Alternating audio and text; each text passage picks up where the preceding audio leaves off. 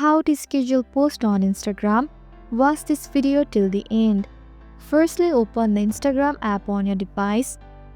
Once the app is open, tap the plus icon at the bottom center and select the post tab to start a new post.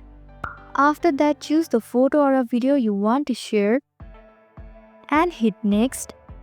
Then edit your post by adding filters, caption or tags and click on the next button again. At this point, tap the more option at the bottom of the screen. Here look at schedule this post and toggle the switch to on position.